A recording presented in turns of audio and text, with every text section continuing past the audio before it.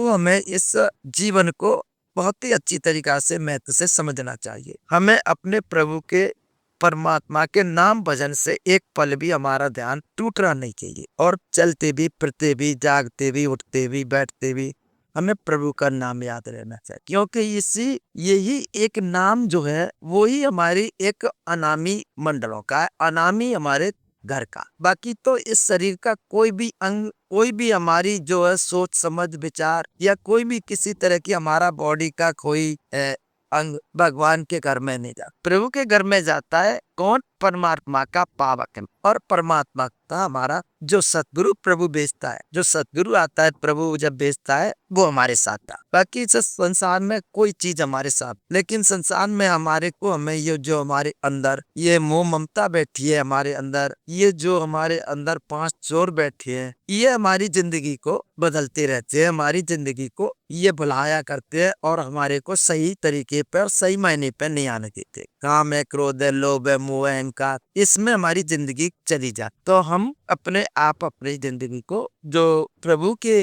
कार्य करना है, प्रभु से जो हमारा कार्य होना चाहिए ना, उसे करके हम दुनिया के कार्य करना शुरू कर देते हैं। मोह के भी, काम क्रोध के भी, हम अहंकार के भी, ये ऐसी चीजें जो हमारे अंदर जो अगर पैदा हो जाती है या हमारे अंदर उत्पन्न हो जाती हैं, तो भगवान की भक्ति बिल्कुल या तो ये कह लो कि डूब जाती है या ये कह लो कि दब जाती है। भगवान की भक्ति हमारे को हमें समझ में ये हमारे ऊपर हावी हो जाते हैं या हमारे उस भक्ति के ऊपर हावी हो जाते हैं, तो फिर हमको अपनी भक्ति का कोई पता नहीं। हम सोचते हैं हम सेवा करें तो किसकी करें, हम परमात्मा का नाम लें तो कैसे लें, क्योंकि हमें पता ही नहीं कि हम परमात्मा का नाम किस तरह लें। इस दुनिया में परमात्मा के कोट नाम है, परमात्मा के अनेक नाम है, ना जाने हम किसका कौन सा नाम ले। करोड़ों नामों में क्या पता प्रभु का क्या नाम है। लेकिन जो आज हमारे संत महात्मा जो हमें बताते हैं, समझाते हैं, देते हैं, वो नाम हमारा अनामी है, जो हमको हमें परमात्मा के घर ले जाता है, परमात्मा से मिलाता है और हमारे को हमारी आत्मा प्रभु से मिलती है, वो अनामी नाम। तो वो हमारे को हमें किसी संत महात्मा सतगुरु से ही मिल, कोई परमात्मा जिसको अगर अंदर बैठ करके या तो वो स्वयं कला करे या परमात्मा उसे स्वयं परमात्मा अपने धाम से भेज, वही हमारे को हमें उस परमात्मा के घर का हाल बता सकता है, वही परमात्मा के घर हमें ले जा सकता। बाकी तो हमारे को कोई यहाँ पर दुनिया के चाहे कितने भी स्वयंवर टम्बर या दिगंबर चाहे कोई भी किसी तरह का यहाँ पर अगर यहाँ जो बना हुआ है, कोई भी किसी तरह का मठ बना हुआ है या कोई किसी तरह का कोई अगर स्थान बना हुआ है, वो सब हमारे इस संसार में पारमुखी अंतर्मुखी नहीं। अंतर्मुखी वाला बाहरमुखी क्या देखे और बाहरमुखी क्यों जाएगा? जब वो अपने आप अपने अंदर में देखता है तो बाहर क्या देखेगा? तो बाहर जो है ना भ्रम बुलाए। संत कहते बाहर जो है ना ये सब हमारा धोखा है, ये हमारे को भ्रम देता है, भ्रमों में डाल देता है, ये अच्छा है वो अच्छा है, ये खराब है ये वो अच्छा है। हमको हम इसी क्रिया में चलते जाते हैं और हमारा जीवन चलता समाप्त हो जाता। तो ये भ्रमों का देश, ये दुनिया जो आज जितना भी इसमें भ्रम फैला हुआ है, जिस तरह भी यहाँ में जो जितने धन फैले हुए हैं, जितने भी जो यहाँ पर क्रिया कर्म फैले हुए हैं, वो आज हमारा संसार का पार। लेकिन जो संत महात्मा बताते कहते हैं वो हमारे को अंतर्मुखी की बात करते हैं कि वो हमारे आप सबके अंदर है। उससे खाली कोई अगर हमारा कोई कैसा भी जीव है उसके अंदर भी वो ही है, और कोई अगर इंसान है तो उसके अंदर भी वो ही है, चाहे वो वृक्ष पेड़ घास फूस क्यों ना, परमात्मा उसमें भी है। तो मेरा कहने का भाव ये है कि परमात्मा तो सबके अंदर है, लेकिन कहते ना कि वो प्रकट नहीं दिखता, हमें दिखाई नहीं देता, और जिस योनि में दिखाई देना है उसमें हम समझ नहीं पाते कि परमात्मा हमारे अंदर है कि वो बाहर है। बाकी तो सबरी अबोध है, किसी भी योनि को ले लो उसे कोई परमात्मा का पता नहीं। लेकिन मनुष्य को एक ऐसा अगर मौका दिया है, चांस दिया है, वक्त दिया है, और परमात्मा को अगर चाहे और परमात्मा के घर जाना चाहे तो वो जा सकता है। लेकिन जब उसे कोई बोध करा दे, कोई सद्गुरु मिल जाए, उसे ज्ञान करा दे, रास्ता दे दे, मार्ग दे दे, तो वो परमात्मा के घर जा सकता। तो वो परमात्मा का जो घर है ना, वो प्रभु का जो धाम है, वो हमारे आप सबके अंदर, हमारी आंखों के ऊपर, आंखों से नीचे नहीं, आंखों से ऊपर। हम जब आंखों के ऊपर जाते हैं ना, और हम सही मायने में हमारे को हमें जो संत महात्मा जो कहते हैं, बताते हैं, हमको सद्गुरु बताते हैं, वो ठीक हमारे उसी केंद्र का बताते हैं जहाँ पर जो हमारा जो ये जगत विषय विश्व जो स्थूल और सूक्ष्म का जो यहाँ पर केंद्र है, उसको वो जगह हमारे को हमारे संत महात्मा बताते हैं। इसके नीचे कुछ बताते नहीं, कहते तो हैं कि भाई इसमें ऐसा है ऐसा है ऐसा है, जिस जगह पे ऐसा है वैसा है, इस पर देवता ये बैठे हैं, फलाने देवता ये बैठे हैं।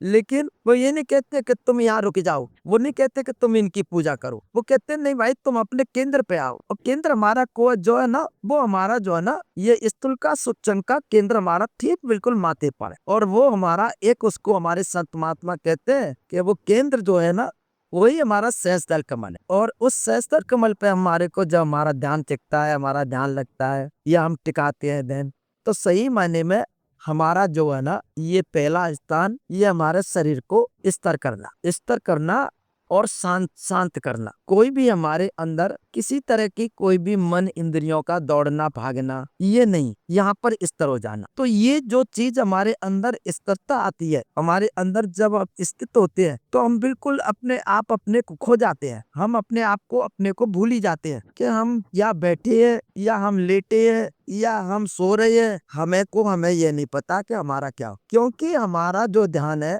जो हमारा ख्याल है, वो बजाय नीचे के ऊपर है। तो जैसे जैसे हम अगर ऊपर आते हैं यहाँ, तो ये क्या है कि वो एक हमारा जो है ना आकाश दीप मंडल है माँ, इसके ऊपर वहाँ जैसे ही हमारी आत्मा पहुँचती है, तो वो क्या देखती है कि वो हमारी जो आत्मा आकाश मंडल में जो बैठती है, इसी आकाश मंडल को ही, इसी को हमारे संतों ने वैसे तो इसको ब्रह्म कहा है। ये नीला आकाश है, ये और कोई रंग नहीं, वहाँ नीला आकाश है। और नीला आकाश है तो ये यहाँ पर ब्रह्म है। और यहाँ पर क्या है, ये ब्रह्म का स्थान बताया है यहाँ पर संतों ने। तो ये जो आंखों के ऊपर नीला स्थान आता है, ये वे हमारा ब्रह्मलोक। हम ठीक यहाँ पर हमारी माया का जो हिसाब किताब है, माया का जो हमारे ऊपर प्रभाव है, वो यहाँ पर हमारी माया का बहुत ही अटूट प्रभाव, हम इससे निकलना हमारे लिए बड़ा मुश्किल हो जाता। लेकिन जब परमात्मा की कृपा होती है और कुछ प्रभु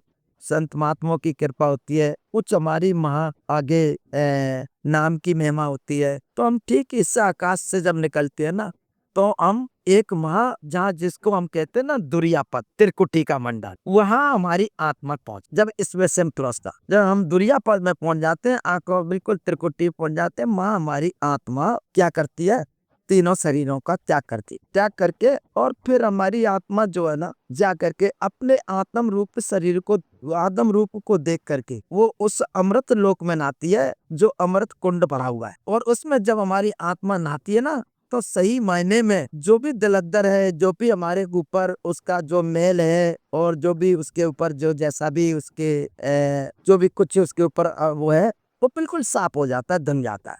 आत्मा अपने निरोल हो जाती है और उस पर कोई भी किसी तरह का उसके ऊपर बुनी रहे। तो ये आत्मा हम जब अपने आप अपने में खुद देखती है, तो अपने को अपने पहचान देती है कि मैं एकांत। और सही मायने में ये गुरु का वहाँ पर नूरी स्वरूप का दर्शन, आत्मा का और आत्मा गुरु का नूरी स्वरूप होता है। यहाँ तक कहते हैं संत महात्मा कि भाई यहाँ तक गुरु की भक्ति का मर्म है, ये गुरु भक्ति है।